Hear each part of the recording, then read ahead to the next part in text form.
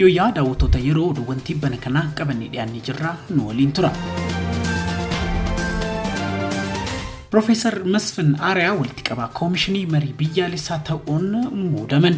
Manni maree bakka bu'oota uummataa Koomishinii Marii Biyyaalessaaf Koomishineroota 11 muudeera. Manni maree bakka bu'oota uummatoota Itoophiyaa yaa'ii wiixata guraandhala 21 bara 2022 taa'een muudama Koomishineroota kanaa mormii malee sagalee caalmaan yoo mirkaneessu namoonni 5 sagaleen kennine. Yuunivarsiitii Finfinneetti Professor Fayyaa Sammuu yookiin Saayikaatirii kan ta'an Professor Masfin Araya walitti qaba. Adde Hiruut Gabrasillaasee immoo walitti qabduu itti aantuu Koomishinii Marii Biyyaalessaa ta'uun muudamaniiru. Dhimmoota biyya bu'uura irratti hayyoonni siyaasaa toora garaagaraan hiriiranii fi uummanni bal'aan yaada walitti dhiyaatu akkasumas tokkummaa biyyaa irratti yaada ijaaraa akka qabaatu gochuuf marii biyyaalessaa barbaachisaa ta'uun isaa ibsameera.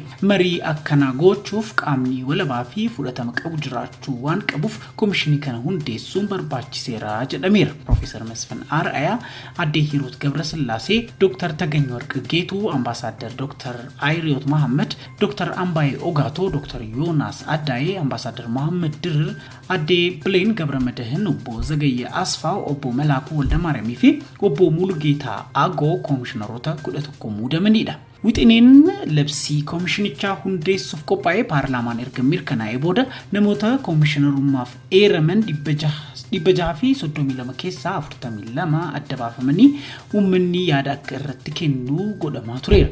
Kanneen keessaa bu'uura labsii koomishinichaa hundeessuuf baheen ulaagaaleen barbaachisu kan guutan namoonni 11 adda baafamanii paarlaamaaf dhiyaatanii muudamni isaanii mirkanaa'ee jira. Akkaataa namoonni kunneen itti filaman dabalatee adeemsi hundeeffama koomishinii marii biyyaalessaa ifaa fi hirmaachisaa miti jechuun paartileen mormitootaa maricha keessaa akka qooda hin fudhanne beeksisanii jiru. Oduu biraatiin immoo mootummaan naannoo Gaambeellaa hoogganaan gurmuu finciltoota Gaambeellaa harka kennatee jedhe. Gurmuun adda bilisummaa Gaambeellaa jedhamu kan hoogganu Obbo Zaanduwer mootummaa harka kennatanii jiru jechuun hoogganaan waajjira seekreetariyaatii pireezidaantiin bulchiinsa naannoo Gaambeellaa beeksisee jira. Obbo Zaan ammaan duras eega mootummaan naannichaa waamicha nagaa dhiyeessee booda karaa hoogganoota gosa daandii nagaan qabsaa'uu filatee jira jedhan hoogganaan waajjira pireesii mootummaa naannoo Gaambeellaa. Oduutti aanuun immoo hooggantoonni ABO mana hidhaatti laguu nyaataarra turan keessaa kanneen dhukkubsatan jiraachuu himame. Miseensonni hooggansa adda bilisummaa Oromoo Obbo Daawud Ibsaatiin hoogganamu kanneen mana hidhaa jiran keessaa haqa nuuf malu hin arganne jechuudhaan mormii midhaan lagannaa irra turan. Amma laguu sana kan dhaaban ta'us yeroo laguu irra turanitti midhaan qaamaa irra gahee hooggantoota kana keessaa kanneen dhukkubsatan jiraachuu waajjira poolisii magaalaa Burraayyuu ibsee jira. Hidhatamtoonni kun akka laguu nyaataa dhaaban namootaan kadhachaa turan keessaa dura taa'an waldaa Maccaa fi Tuulamaa Obbo Dirribaa Damiseefaatti keessa turan.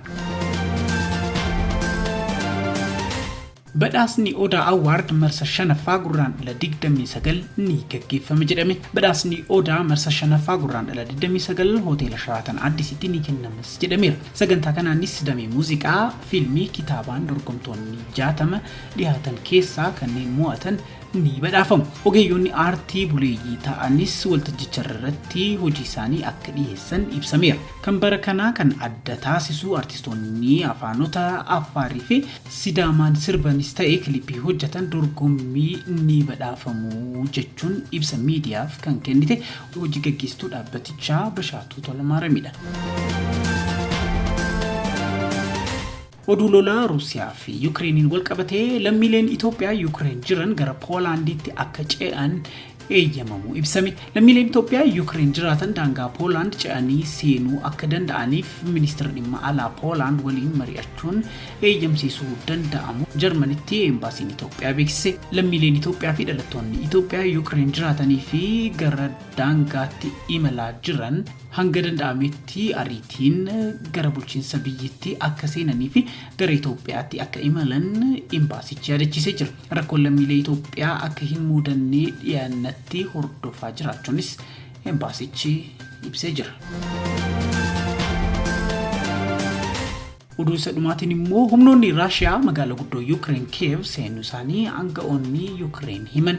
Pireezidaantii Ukraine Volodymyr Zelensky ammallee Ukraine keessa akka jiran agarsiisuuf magaalaa guddoo biyyattii Kiev keessa deemaa viidiyoo waraabanii gadi dhiisaniiru. Pireezidaantichi kana kan godhaniif miidiyaaleen Raashiyaa oduu magaalaa guddoo Ukraine gadi dhiisanii baqataniiru jedhu dhaga'amu hordofeeti. Nuti hundi kennayyuu asuma jira jedhan gorsitoota isaanii gurguddoo fi ministeera muummee isaaniitiin marfamanii. Walabummaa keenya biyya keenya eeggachaa jira, nuti kanuma itti fufnee goonaa jedhan. Pireezidaantiin Zelensky ibsa waarii booda kennanii tureen kaayoon Raashiyaa hoogganaa biyyaa dhabamsiisuu siyaasaan Ukraine diiguudha jedhan.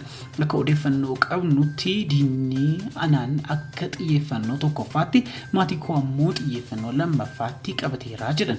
Pireezidaantichi magaalaa Kiev gadhiisanii akka hin baanee fi loluu akka itti fufanis ni himu. Gaggeessitoonni NATO Raashiyaa Ukraine weeraruu ishee hordofee loltoota dabalataa baha Awurooppaatti bobbaasaa akka jiran ibsaniiru.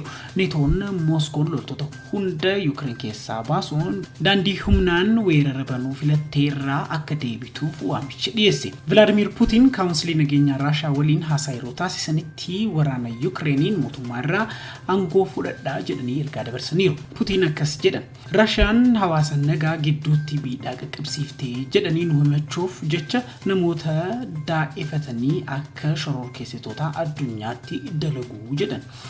Kun hundi kan raawwatame gorsitoota biyyoota alaatiin hunda caalaa gorsitoota Ameerikaatiin ta'uun beekamaadha jedhan Putin yoo dubbatan. Pireezidaantii Ukraine Zelensky gama isaatiin immoo jecha Putin kana fudhatama dhabsiisaniiru.